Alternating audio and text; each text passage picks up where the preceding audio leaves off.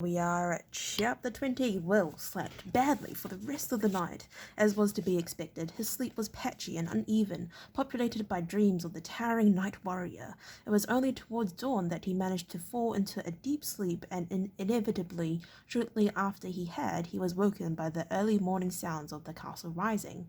He lay for a moment on the bed, wondering if he really had seen and heard the horrific figure the night before. For a minute or two, his brain muddled by sleep, he thought it might have been a nightmare. Then, as he came fully awake, he realized that it had been real. He rose, stretching stiff limbs and muscles, realizing that his entire body had been tensed as he slept. The dog, chinned on paws, belly down on the warm flagstones by the embers of the fire, cocked her ears at him and thumped her tail twice in greeting. "It's all right for you," he said morsely. "You have no idea how terrifying that was last night." He opened the shutters and looked out at the new day. It was bright and sunny, the morning light glistening off the snow-covered countryside surrounding Mackendale. Training and discipline demanded that he should take time to review the events of the night before while they were fresh in his mind, trying to find some logical explanation for them. After 10 minutes analysis, he came to the reluctant conclusion that he had seen the figure, he had heard its voices, and he had been terrified as never before. The light of day brought no logical explanation, no physical solution. There was something terrible in Grimsdale Wood. He let out a long sigh. He thought again of Holt's briefing and his opinion that in 99 cases out of 100 there was an explanation for such phenomenon. "I suppose I'm going to have to go back and find what it is," he said quietly, but the thought filled him with dread. Not surprisingly, he had little appetite when he went for breakfast in the dining hall, but he managed to cram down a couple of warm rolls, smearing them with a conserve made from raspberries, and by the time he was halfway through his second cup of coffee, his jangled nerves were almost back in place. Not looking for company, he sat alone at one of the long tables in the hall, staying away from the small group that clustered together, chatting quietly over their breakfast. It was there that the page found him. "Juggler," he said coolly. He was old for a page. He must have been in his early 40s, which meant he had found no favour at all in the eyes of his superiors. The majority of young boys employed as pages in a castle moved on to positions as squires or assistants to the craftmasters. Those who didn't were usually lazy, truculent, or stupid, or all three. His next statement decided Will that the fourth option was the correct one. As he glanced up from his coffee cup, the page continued, "See Lord Ormond at 10 of the clock." He turned and walked away. For a moment, Will was tempted to call the page back and give him a dressing down for his lack of manners.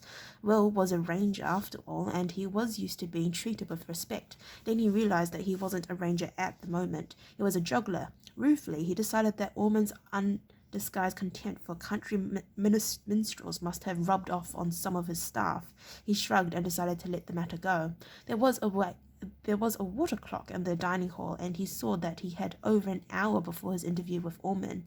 He wondered briefly why the lord of the castle wanted to see him. His immediate thought was that it had something to do with the events in Grimsdale Wood, but then he realized that this was probably his imagination working overtime, since Grimsdale was foremost in his mind. More likely, he thought, Owen wanted to see him about the earliest scene with his cousin Karen. The more he considered it, the more he felt like that was the case. Ormond had been embarrassed in front of the entire assembly. Chances were he would be ready to take out his anger on Will. Will faced the prospect philosophically. There was nothing he could do about it, so there was no point worrying about it, but he realized that he would have to tread a careful path in the future. There was no point in alienating the castle lord, no matter how unpleasant he might be. He passed the time in the castle's small library, situated in one of the corner towers, hunting through the dusty shelves of books and scrolls to see if there was any reference in local historians to the night warrior, and looking at random for volumes on sorcery and spells. On both counts he came up empty-handed. There was only one small volume of sorcery, although he noticed several empty spaces in the shelves beside it, and the few sketchy accounts of local history that he had found held no mention of any knight warrior. Frustrated and distracted by the memory of his reaction in the wood the night before, he made his way to Lord Ormond's suite of rooms on the fourth floor of the keep tower. Ormond's secretary, a small man with a bald head except for tufts of white hair above either ear, looked up as he entered the anteroom. He reminded Will of a bold squirrel, his head moving quickly from side to side as if to see Will better. "The Lord Ormond wanted to see me," he said briefly. He saw no reason to introduce himself to the secretary. "Ah, yes, the juggler, aren't you? Come this way, then. Lord Ormond is free at the moment." He rose from behind a table that was laden with paperwork, half unrolled scrolls and thick ledgers, and knocked on the massive door that led to Ormond's chambers. From the other side, Will heard the then nasally voice reply, "Come." Gesturing for Will to follow, the secretary opened the door and entered. Ormond was by the window, looking out at the view of the castle yard below. It was a large room, lit even in daylight by candles and oil lanterns placed at strategic points. A fire in one corner heated the room, which was lined with shelves of books and heavy wooden cabinets. One of these was open, and Will saw a display of scrolls inside. Ormond had a reputation as a scholar, he thought. His room certainly seemed to reflect it. "The juggler, my lord," said the secretary, indicating Will. Ormond turned away from the window and studied Will for several seconds without speaking. "That will be all, Xander," he said, and the secretary bowed and quietly left. Closing the door behind him, Ormond, still studying Will through unblinking eyes, sat at a table beside the window. There were two other chairs at the table, but he made no sign for Will to take one, so the ranger remained standing. He could feel the colour mounting in his neck and face as the castle lord's arrogant treatment. Forcing himself to look casual, Will looked away from Ormond, allowing his gaze to wander around the room, taking in the stacks of open books and papers on the huge desk against an inner wall. "My cousin Karen is a disruptive influence," Ormond said finally. "You would do well to remember that in future." Will said nothing, but bowed in acquiescence. So his prediction had been right. Ormond seemed to expect no reply and went on. "It's easy to be popular when you have no responsibilities, of course, and there are those in this castle who would like to see Karen in charge." He hesitated, and Will had this strange feeling that the other man almost expected him to comment. Still, he held his peace. "But he is not," Ormond continued. "I am in authority here, no one else. Is that understood?" The last few words were almost spat out with an intensity that surprised Will. A little taken aback, he met the hot, angry gaze of the other man and bowed. "Of course, my lord," he replied. Ormond nodded once or twice, then rose from his chair and began to pace the room. "Then mind your manners in future, juggler. I will be treated with the respect that my position demands. I may be only the temporary lord of this castle, but I will not be undermined by you or Karen. Is that understood?" "Yes, Lord Ormond," Will said evenly. He was puzzled. He had the strange feeling that, in spite of his anger, Ormond seemed to be almost pleading for respect and recognition. Ormond paused in his pacing and took a deep breath. "Very well," that said. "I realize it is not your fault that you fail to live up to the standards that I consider should be the norm for a juggler. Country ditties and folk songs are all very well, but they are no substitute for the classics. The kind of simplistic doggerel you sing merely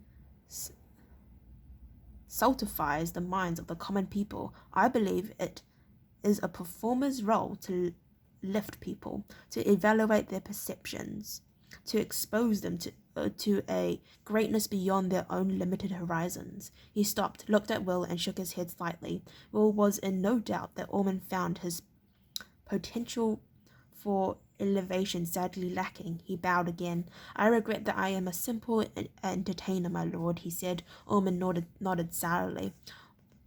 "With the emphasis on simple, I'm afraid," he said. Head lowered, Will felt his cheeks beginning to flush. "Get over it," he told himself. "If you plan to be a juggler, you have to develop a thick skin for criticism." He breathed deeply a few times, regaining control of himself. Ormond watched him curiously. The